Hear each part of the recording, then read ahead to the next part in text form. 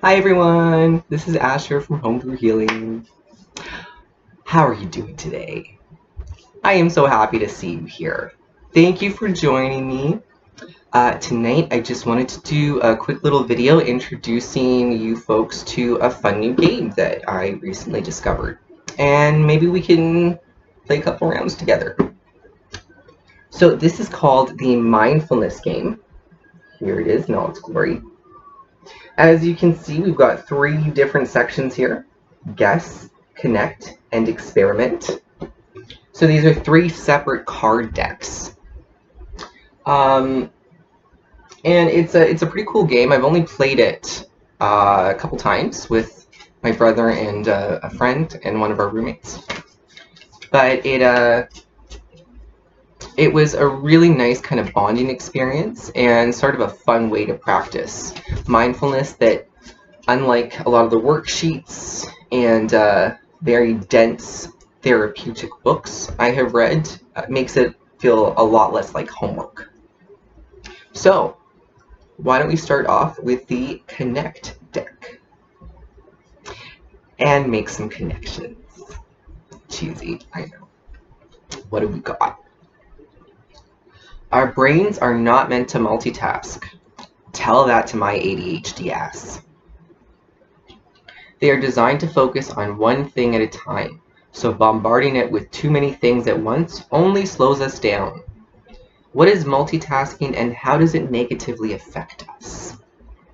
So, I kind of know the answer to this, I guess, in the sense that from what I've read, apparently if you're trying to multitask, your attention, because it's divided on multiple things, is not full, since it's not fully on any one of those singular things, you're only giving fragments of your attention to all of those different things at once.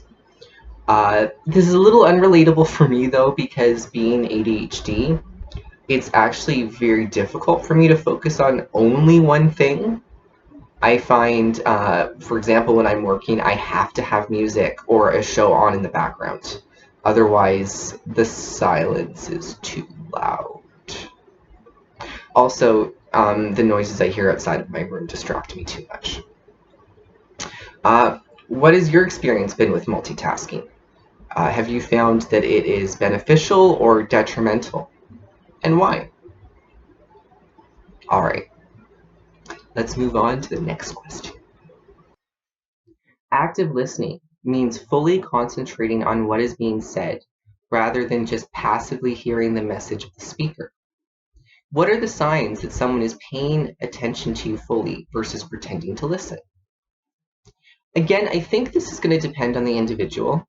I know a lot of the common responses, maybe, might be things like eye contact, and different body language.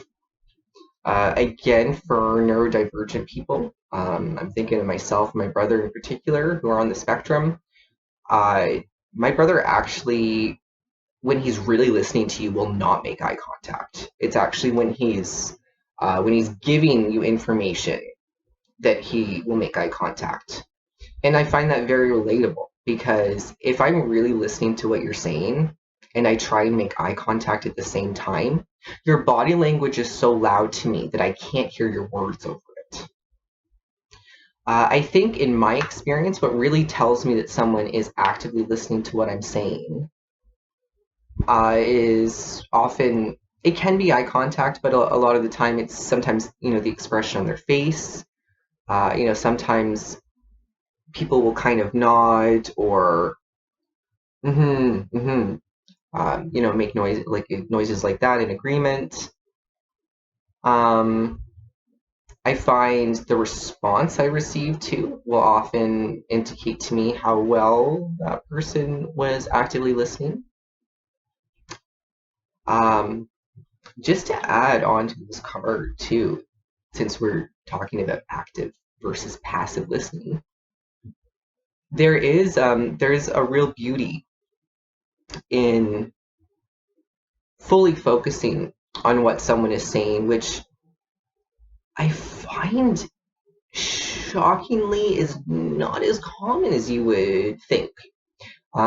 Most often, a lot of the interactions I have with people, there's they're so excited in their response, and I am so guilty of doing this too.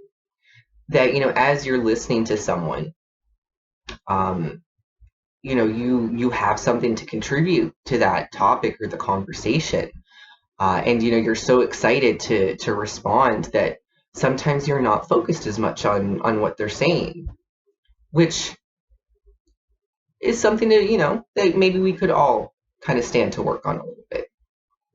But what do you folks think? What are the signs to you that someone is actively listening to you? And on the flip side, what are the signs that you demonstrate to others when you are actively listening to them?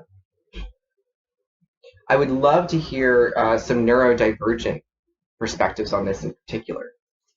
I think that would be really cool. Okay, let's move on to the next deck. Let's try guess.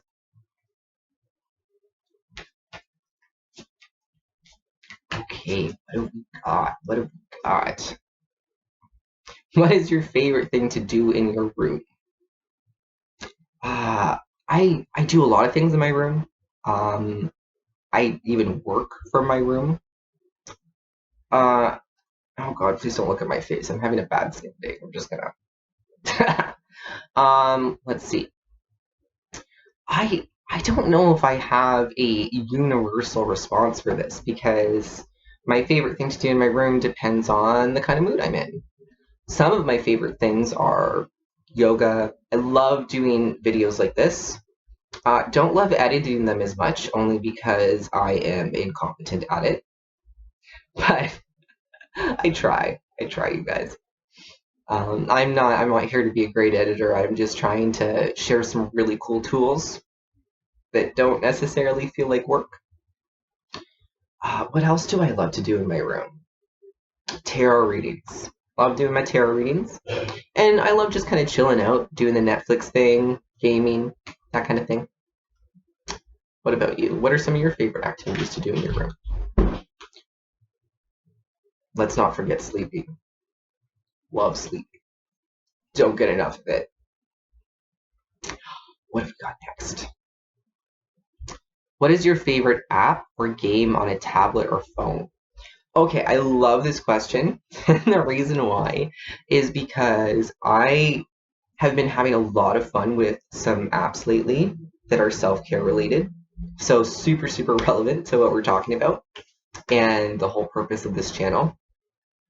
I am on a mission to make self-care accessible for everyone and to try and present methods of engaging with self-care that are fun, that don't feel like work, that don't necessarily feel all serious, or really therapeutic in that really clinical sense.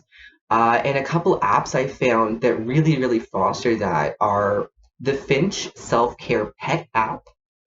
So this is it's like a, think Tamagotchi. It's like a Tamagotchi, but every day your little Finch pet goes on an adventure, and to get it ready to go on an adventure, you have to do a self-care thing. And there will be suggestions, whether that's goals or like a morning reflection or a sleep reflection or gratitude list. But you basically have to hit a certain number of points, and it's not difficult to do so before your little pet can go out on an adventure. And then the more kind of tasks or self-care activities that you do throughout the time period that your pet is gone, the faster it will come back to tell you something, and you get to watch it grow up. So my pet's name is Noodles. He's a toddler now, and that has been a really, really awesome app for introducing more gratitude and kind of positive thinking in my life, which has been really, really helpful in assisting in kind of like addressing some of those negative and more automatic thoughts. Another one that I really, really love is called Habitica.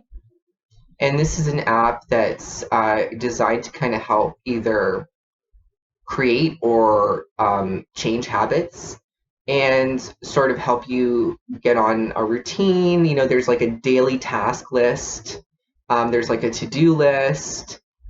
But what's really, really cool about this is it's not just, you know, a scheduling or organizing app. You have an avatar, and for all of the things on your list that you check off that you accomplish each day or week, your character levels up and gains more points. You get pets. It's kind of D&D themed. You get to pick, once you reach a certain level, you get to pick like fighter or mage or wizard or whatever. So it kind of just makes it fun seeing your character grow and progress as you know you're checking off all of these things on your to-do list. So that's been a lot of fun to play with. How about you? Like, what cool apps or games are you folks really enjoying lately that are bringing you joy? I would love to hear about it.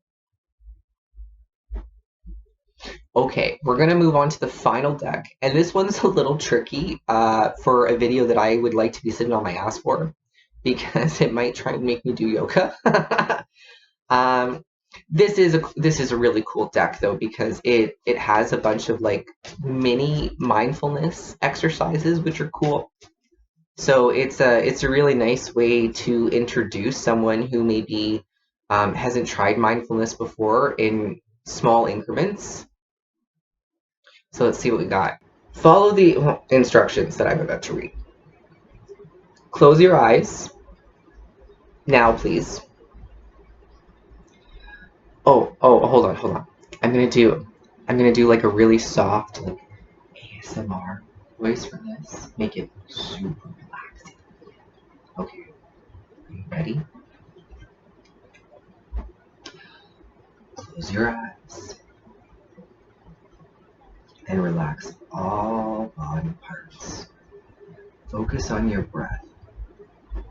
Now, open your mouth and let your jaw drop.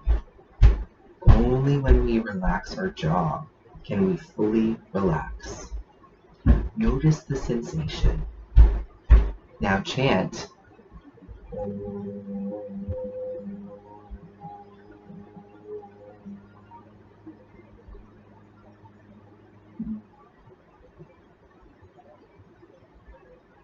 The sound of the universe. Do this every time you exhale for 1 minute. Okay, I'm going to join you.